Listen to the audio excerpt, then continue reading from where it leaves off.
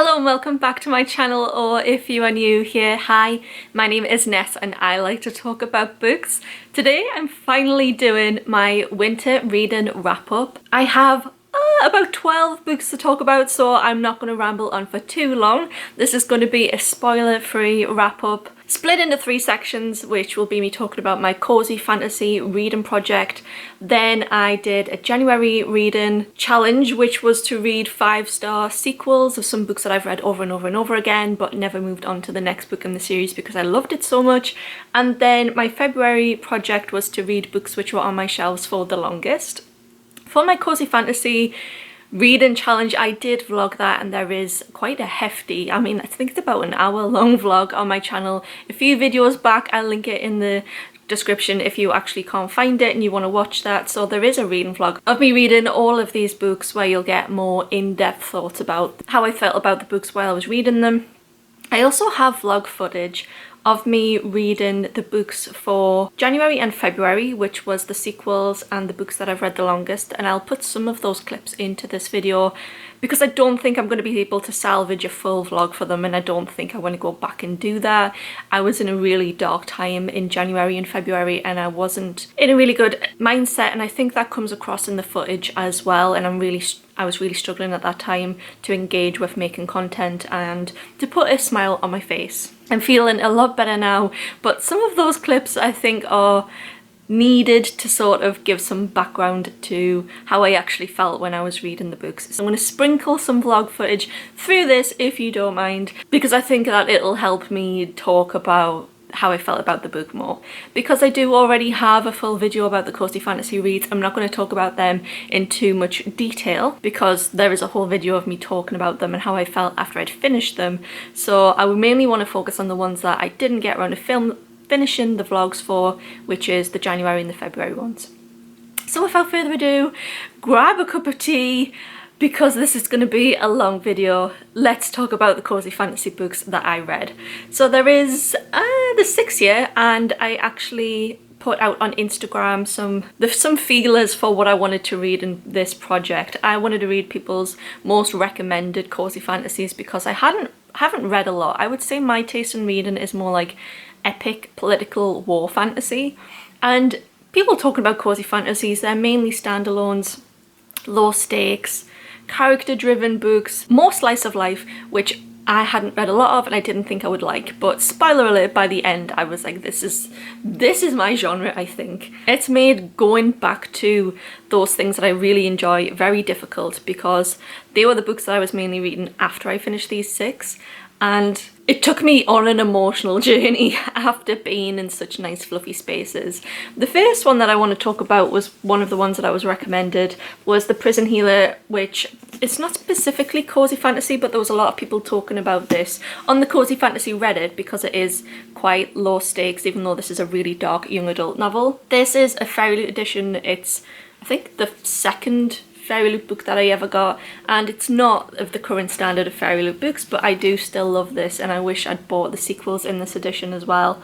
The Prison Healer, I rated this a 4-star read. I was expecting this to be a 4-star, and it matched my expectations for how good I thought this was going to be. The main character lives in a prison. Actually, the whole book takes place in like this prison camp, and the character is a teenage girl who is the only medic of the camp, and she has new prisoners coming in. She has to brand them, and then they go off into the prison, take up other jobs. People have a very short life expectancy, and she's the only person responsible for the whole prison's welfare. This is a mixed gender prison. Everybody just like lives together, which is really helpful to her because obviously she has to have a romantic interest. At the very start of the story, the main character has a prisoner be delivered to her, a new intake, and they're there to be branded, but she finds a note with this prisoner from her family which tell her that they must keep this prisoner alive because this prisoner is the rebel queen who is destined to overthrow the reigning monarchy, who we are told is very bad. This book relies heavily on plot twist, and honestly I did not see this coming, and I was so embarrassed that I didn't see the plot twist in this book. And if you can get to that point where you are shocked by the twist, you will love this. But I think if you're someone who's maybe just a little bit more switched on than me, who can see this coming, this book might fall flat, but because of the surprise element, not a lot shocks me in books anymore, but this one did. And I think this was a really fun, great young adult novel. It was memorable. I think it's a great example of a book which can be set in one place only and still have this really well fleshed out world and well fleshed out. You could just tell like what was happening with the political system, how people were there, how the world worked, even though you are still in one setting. Excellent writing on behalf of the author. If this is on your shelves after all of these years of having this as a fairy book, you should read this. This is definitely a good pick. If you like young adult books with like trials and stuff, highly recommend. Next I read The Phoenix Keeper. This was the second highest recommended for Cosy Fantasy Reads, and I didn't actually know when I got this in the Lumicrate that this was gonna be as heartwarming as it was. The main character is working at a magical zoo, and she is the keeper of phoenixes who are going extinct, and she wants to sort the zoo out so that they can take part in a breeding program for phoenixes. This book is inspired by the author's own love of animals, specifically condors, and how their breeding program brought them back from extinction. You can really tell when you're reading this book that the author genuinely cares about animal conservation. Even though all of the animals in this are magical, the underlying themes can be applied to anywhere in the real world. But I do think that having that magical element to it made this more engaging and made this just a better read. I don't think I would have enjoyed this much if this was set in a real life zoo. And it made phoenixes and dragons and griffins feel very real. This book also touches on the author's experience with social anxiety and having an anxiety disorder, and I felt like the main character was very realistic in that sense. There was a lot of aspects of the main character in this which you don't typically read in other fantasy novels. Sort of things like her own personal journey towards realizing when she is the problem and not somebody else. Sort of looking at the consequences of your own miscommunication. So I really liked this book. I think this was the author's debut novel, and honestly I want to read more by this author. I would even love more books set in this world. I think I read this in about a week and I really enjoyed this. This was a 5-star read. I thought it was going to be like a 3-star. Totally exceeded my expectations. Staying on my shelves with The Prison Healer. I usually get rid of books when I finish reading them, so if I'm keeping them, it's kind of a testament to how I feel about them, because I don't know why I'm keeping them. I'm not going to lend these books to anyone because they're like my babies, but I hope that one day I'll be able to get through all of this, get caught up with my TBR, and give some of these a reread. The next book that I read was actually Legends and Lattes, and this was the most recommended cozy fantasy book. I think 8 people recommended this when I asked for people's favourite cozy fantasy, and I can totally see why this was recommended. I initially rated this one 4 out of 5 stars, but this has been playing on my mind the most, and I do have the accompanying novels for this, and they are also really high on my TBR and I really want to read them. Legends and Lattes is high fantasy, low stakes, good company. Everything that it says on the cover. This is set in kind of like a D&D inspired world. Like that's how it feels to me.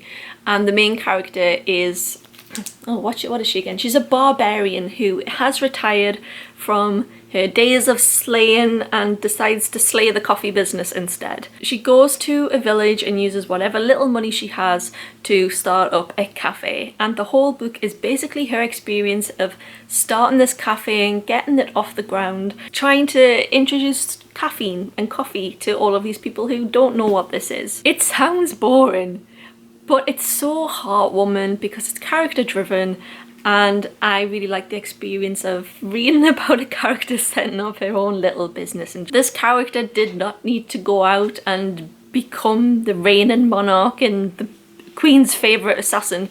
She just wanted to open a cafe, and I just think that was so nice. You can tell why I don't review books as a profession, because I just I'm struggling. All I can tell you is I'm smiling and I'm beaming, so I love this book. This book is under 300 pages. I think oh no, it's not, it's 305. And I think it only took me about 4 days to read this. You're gonna think, how can somebody just setting up a coffee shop take 300 pages? But this does not drag at all. It's actually really well paced. I actually named one of the characters from this Tandri. My character in Baldur's Gate 3, so now every time I play Baldur's Gate 3 I think of this book, and I think of Tandri, and I think of Viv, and it just makes me smile. I just adore them, absolutely adore them. 100% keep in this book, really love it, would love to reread in the future. I can't believe that this was someone's NaNoWriMo. Then I read another highly recommended cozy fantasy, which is a staple. It's Emily Wilde's Encyclopedia of Fairies. Now this is my Fairy Loot edition, which I adore. It's one of my prized possessions. I love everything about this as someone who collects special edition books.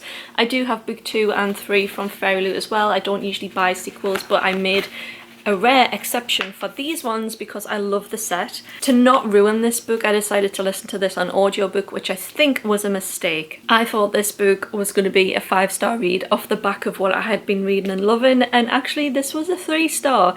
I was so disappointed in this one, but I think it was just because I was comparing it to really amazing books which I hadn't expected to be as good as they were, and because the audiobook, the narrator did a really good job, but I just couldn't get away with such a strong posh British accent. There is something about my working classness which I find it really unnerving when people have such a posh, super posh British accent. It was like listening to like the Queen or something. It was that level of poshness, which made sense for the character, but I just couldn't with the audiobook. Emily Wilde is a scholar, and she is an expert in fae. Oh god, what do they call it? It's like phaeology or something. No, it's not.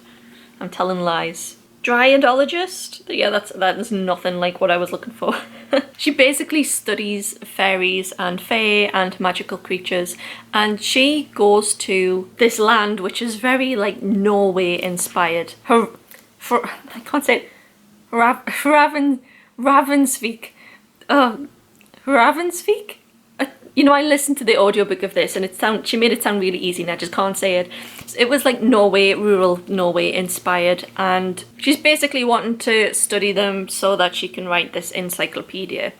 Now this all sounds amazing, and off the back of The Phoenix Keeper, I was really looking forward to reading something else which was like heavily like studying like not real creatures, but this one just fell so flat against that. Pacing was strange. I was kind of not sure where the book was going, and a lot of times there was a romantic element to this which I didn't really get. I didn't feel the others just did it so well. But the thing that this book did have, which the others didn't, was this had some really humorous parts in. So I think I just need to give this a read, like an actual read, not audiobook, to see whether I get more from it. But yeah, when I have asked people to read this and give me thoughts who aren't typically big readers and into like the book internet space, they can't get into it. This one was more whimsy than the others. I just couldn't get into it like the rest of the books that I'd been reading.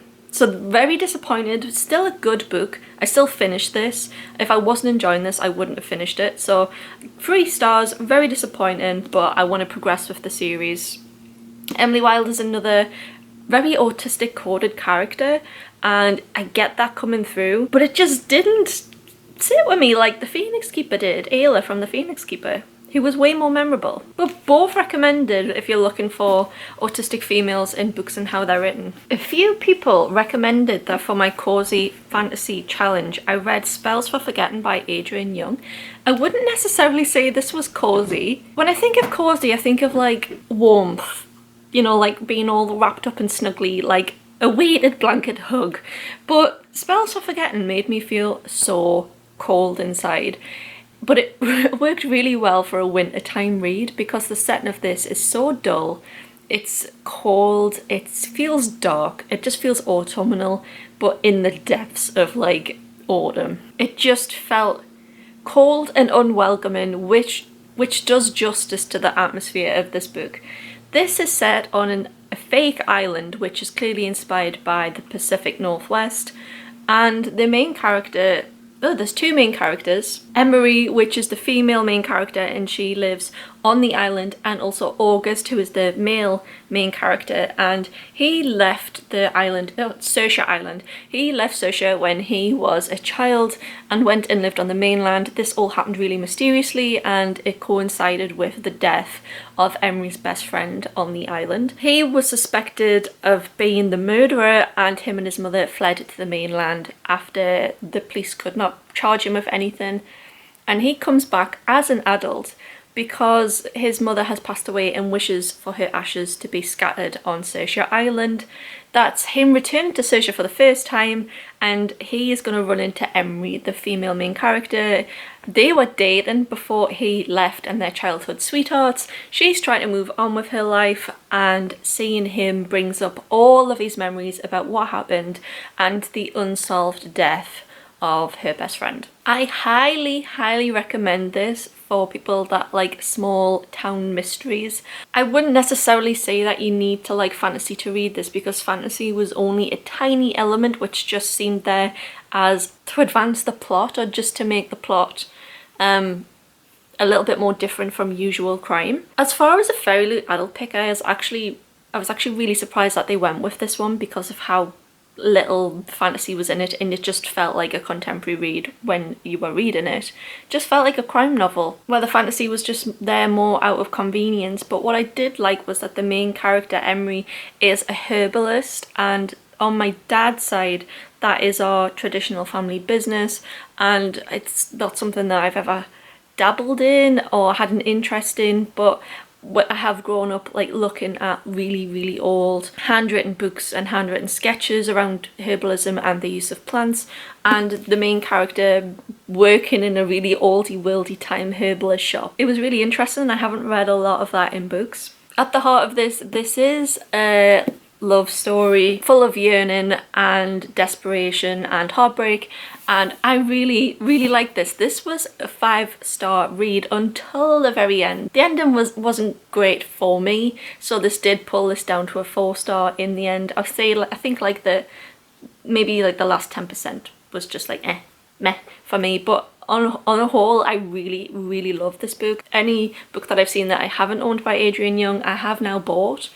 because I think actually she's a really talented writer, and I think that came out in this book. It wasn't overly descriptive, it was so atmospheric. She said what she needed to say, and the world and the characters and everything felt so fleshed out and unique, and I would definitely reread this. Actually, I'd give this another go, even though I don't typically reread crime. If you like light crime, atmospheric, light fantasy, light romance, this is the perfect book. And finally, for my cozy fantasy project, I read The Honey Witch. I did a mixture of reading the physical book and listening to an audiobook, because I did a lot of jigsaws around the Christmas time, and this was the one that I would go to for the audiobook because it was really easy to follow. I thought this was going to be a 5-star read. Again, I was thinking too hard about this, and this ended up being a 3-star read. It was good. I'm kind of like Emily Wilde, where it was good but it wasn't great and memorable. I'm going to keep it because I love the cover and I love the special edition of it. Another book which felt really long in multiple parts, where I was just like, I don't quite know where this is going. So the main character is Marigold, and she finds out that she possesses magic which is passed down from her mother and her grandmother.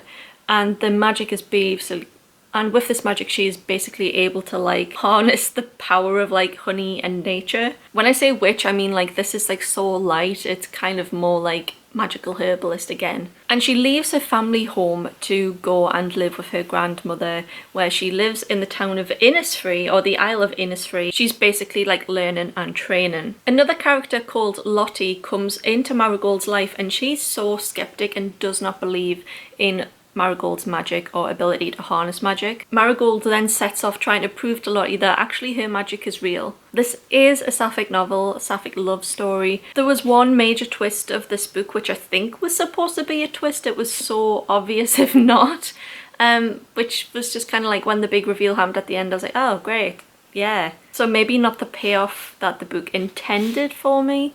I also felt like this was just too long, and the plot behind it, like the main plot driver, was just not as as present enough. It went off on a lot of tangents, which some people will like, but for me, I didn't really like that. I didn't think the flow worked as well as everything else that I'd previously read. I think maybe just another victim of coming last at the very end of 5 really great reads. But I am keeping this one as well. So that is the 6 cozy fantasy books that I read. Like I said, there's so much more footage of me actually reading them if you're interested in that. Otherwise, I'm going to move on to my January project, and what an emotional month for reading. So for January, I wanted to revisit 3 series in particular, which I've read the first book of, and decided that to make those 3 books my entire personality. But the problem was I was never able to move on to the second book. I always get scared when I start a series that book 1 is like amazing and so good, and then the rest of the books don't they don't keep up that momentum. They ruin my experience of reading the first book and loving the first book. And I just basically have so much anticipation and fear about continuing the series that it just puts me off reading them. So some of these books where I've read book 1, I've read them over and over and over again. Like this one, for example, the first one I'm going to talk about is A Torch Against the Night. This is the second book in a series of 4. The first one is An Ember in the Ashes, and I've read An Ember in the Ashes 3 times, always with the intention of reading the second book straight away, but then I finish it and I'm just on such a high that I've never wanted to go into book 2 because I've just had so much fear. This is the book that I was scared of reading the most because An Ember in the Ashes is probably my favourite book of all time. It has everything in it that I've wanted out of a book. It's young adult but reads like older young adult. There's a rebellion, there's really interesting family dynamics, there's trials, there's a military government which the rebels are trying to topple and infiltrate. Really strong, super strong characters, enemies to lovers. It's the whole package. The absolute whole package, and I would honestly recommend An Ember in the Ashes to any single person that has not either read a book, read a fantasy book, read a young adult book, or read like an enemies to lovers book. It's just absolutely phenomenal, all packaged in fantastic writing by Sabaa Tahir. So having read this first book, which for me was peak fiction, I was like, I just think the second book is gonna it's gonna ruin it, and then all my love for this first book I feel like it'll just be ruined. That was not the case. Book 2 was a full continuation of book 1. This was starting exactly where the last book picked up. I don't know why she didn't just publish them together, because it just felt like one book, whereas the rest, sometimes a sequel, it's, you know, it doesn't feel the same as book 1. This just felt like the follow-on of the first book, and that they should have just been like merged together and sold in like an omnibus. I'm hoping that the 3rd and the 4th book feel the same way. I have never read a sequel before that just goes straight back into the action. I was reading this and I was like, oh my god. After reading such low-stake fantasy, to pick this book up and just be thrown into the middle of a full-on rebellion, I was like, what on earth is going on? I cannot cope. And I loved every single page, every single word. I was crying so much at many points of this book. I did not know what was going to happen. I had so much dread. I had so much anxiety, and I loved the whole journey of this. I finished it. What a journey. This was 456 pages of stress, anxiety, impending doom.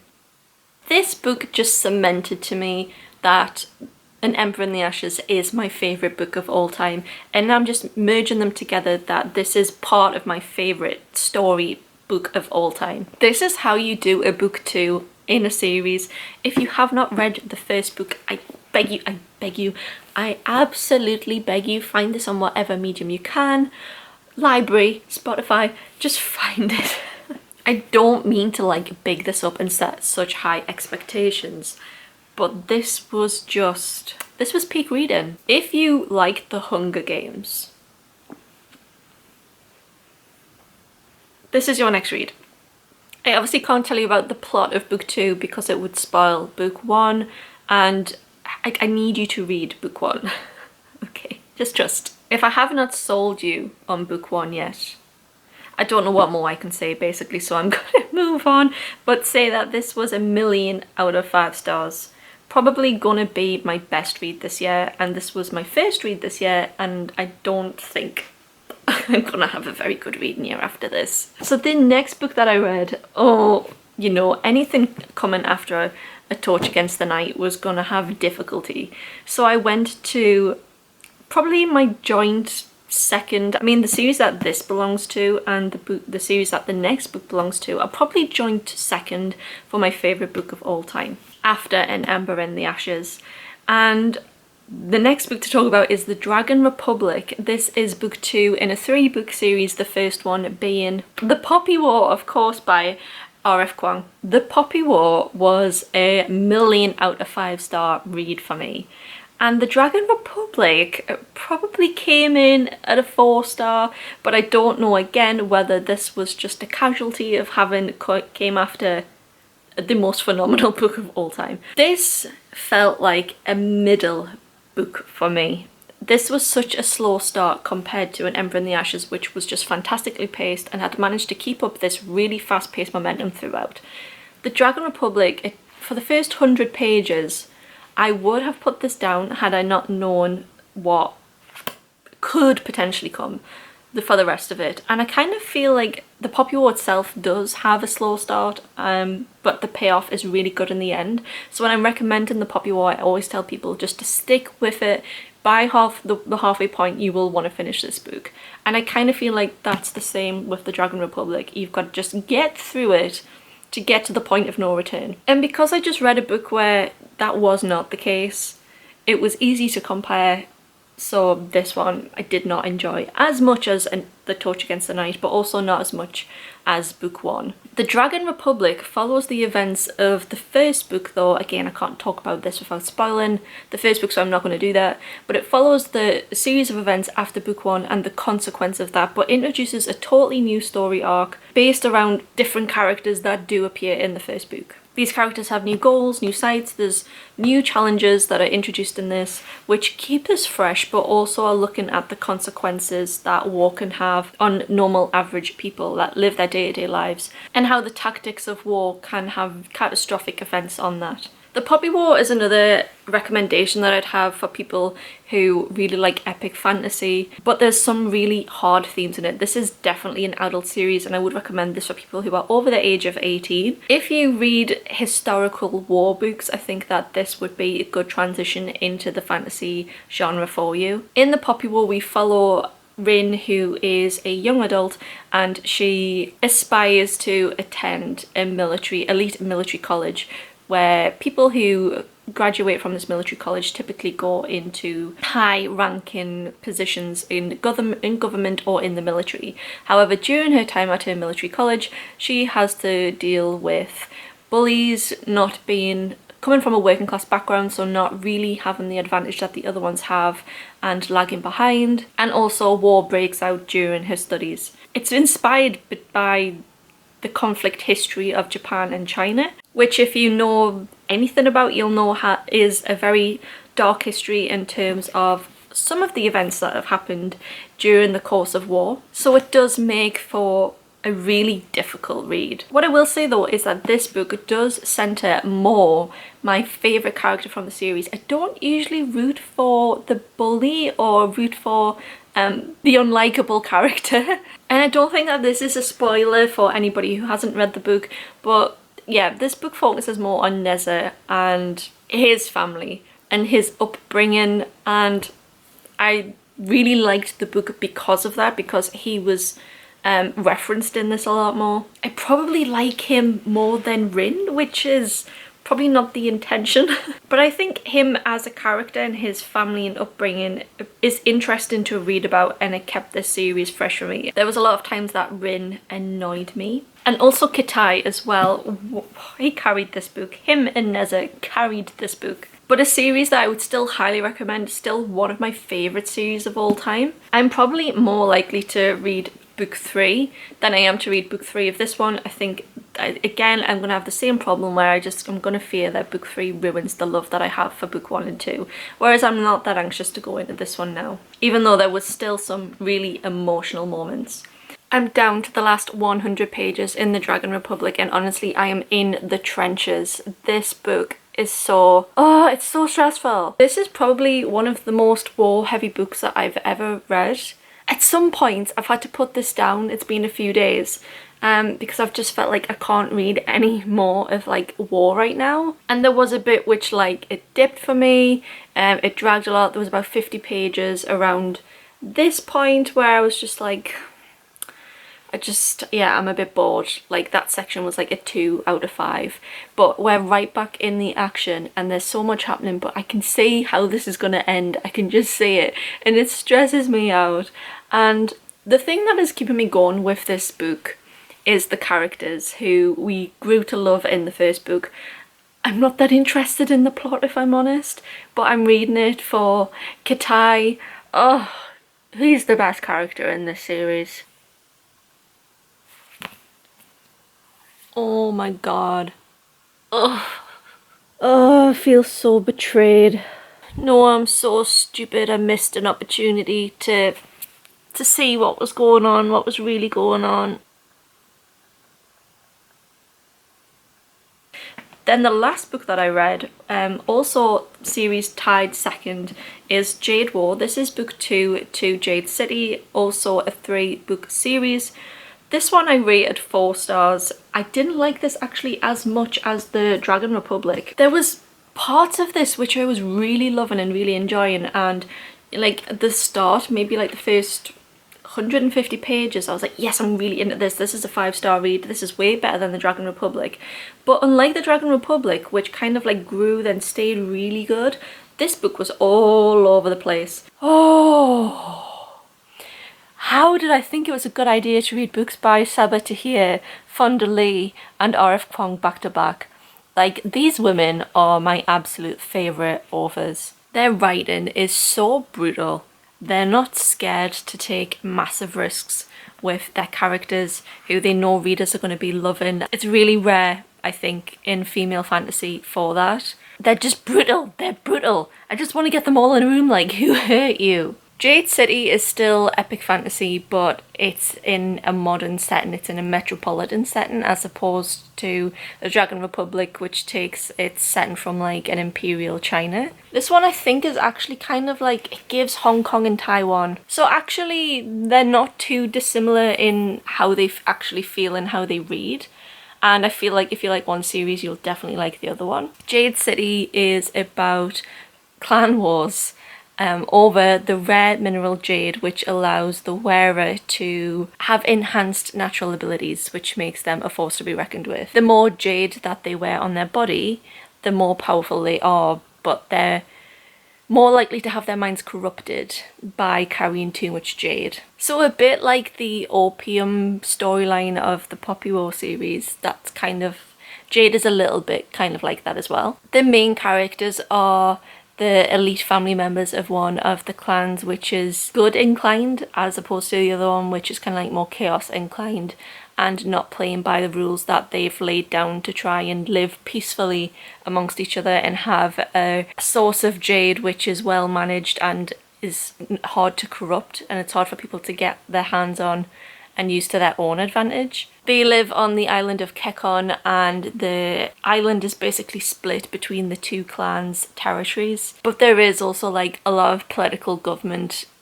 storylines in this. It centres around 3 siblings, of which the eldest one is the next in line to the No Peak clan, the Good and Klein clan. Their grandfather is the Horn of the clan at the start of the book, which is like the leader of the clan. There's 2 older brothers and a younger sister. The younger sister is not inclined to use her jade. She feels really disconnected with Kekon and the way of life. The middle brother is called Hilo. What a babe. He really gives me like the Leonardo DiCaprio Romeo and Juliet vibe. He's a chaotic boy. And then we have the elder brother who is trying to grow into his future responsibilities. Book 2 in the Greenbourne saga covers an exceptionally long period of time, and between some chapters and some parts, lots of years have like just disappeared, and that wasn't the case in the first book.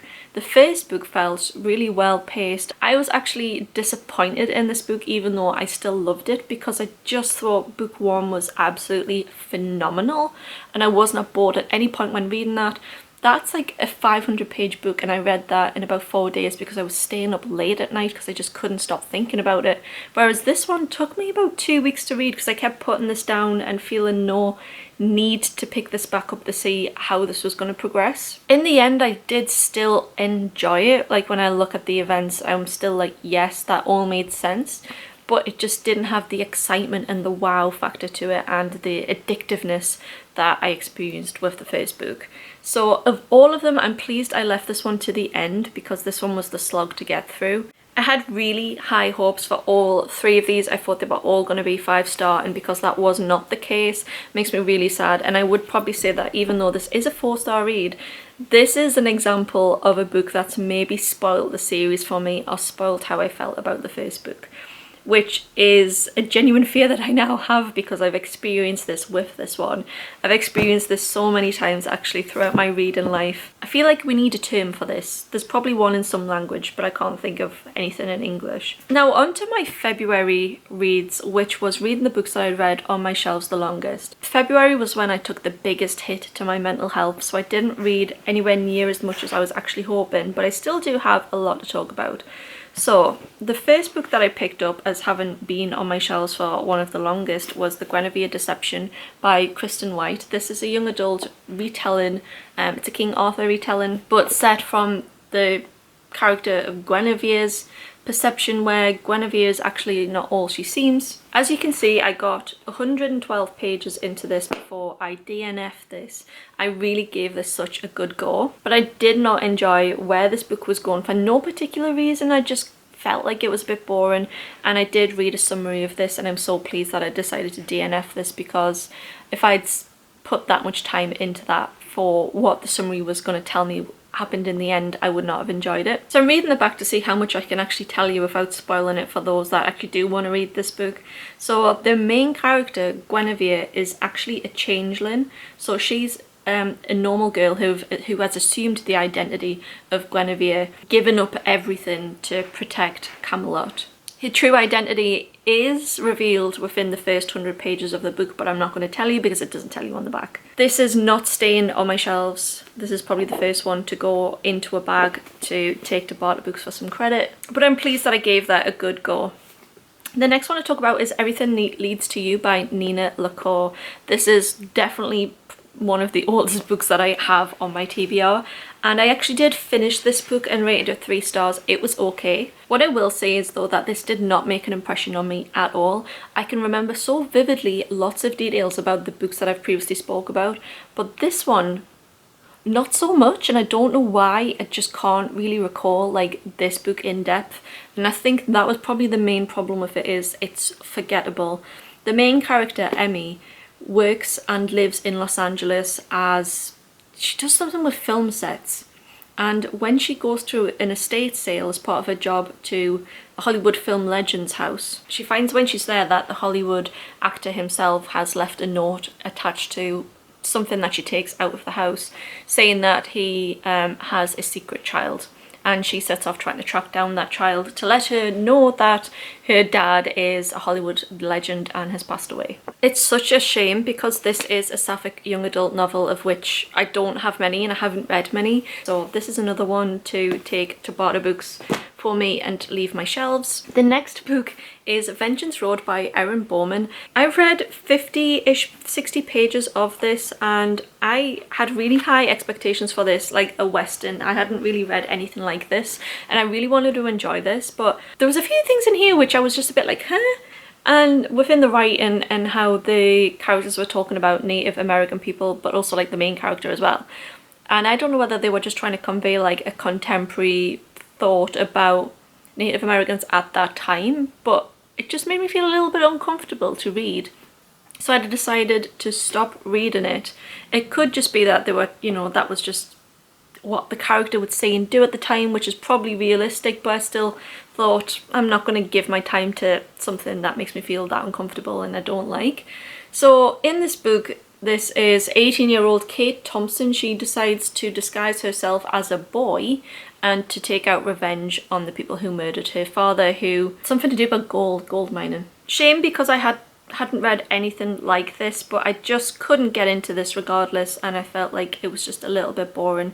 This is a young adult book. This is also a nice American floppy paperback, so it's a shame that I'm getting rid of this, but this one is also not staying on my shelves. I didn't give this a star rating because I didn't get far enough into this. I don't think I would have liked this at any point that I would have read this, so I'm pleased that I tried it and now I know, and it's leaving my shelves. And the last book that I have to talk to you about in this section, I can't actually find it, I don't know where it's gone.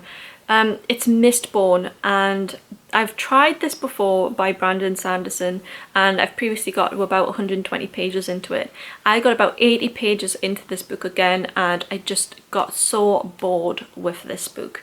There's something about the writing which is just so dull, and I don't like it. I don't like the setting, I don't like the world, I don't like the magic system based on like metals, and I do appreciate that Brandon Sanderson has created his own elemental system about burning metals to create different things or different effects.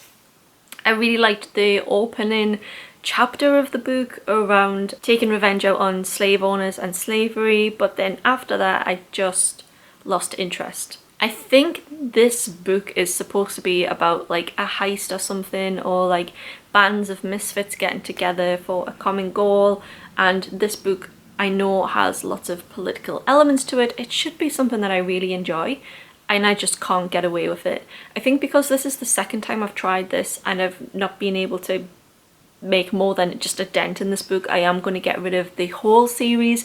I don't know whether to get rid of The Way of Kings as well, because I have the first 2 volumes of that.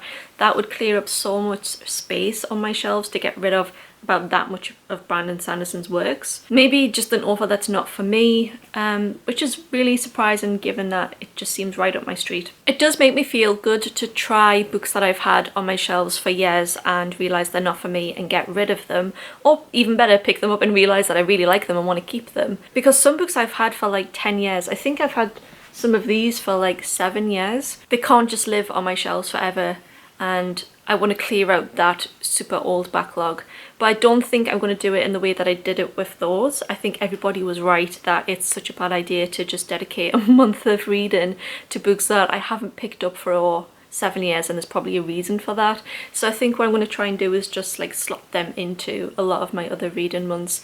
I'm currently reading just whatever I feel like for this month. I'm trying to get out of my reading slump, and it is really helping just to dedicate like all this time to mood reading. I'm really enjoying reading at the moment. I've already read 4 books in March to talk to you about as part of my spring wrap up. So that's it for this video.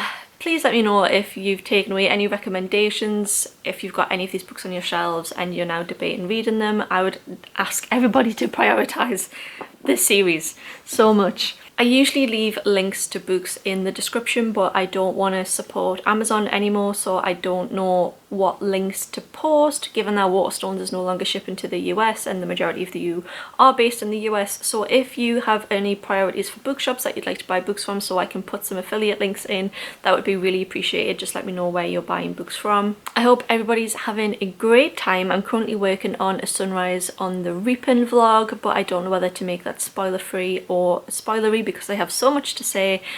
So if you have any thoughts on that, please do quickly let me know in the comments so I know how to currently approach filming this vlog. And I hope to see everyone in my next video. Bye guys.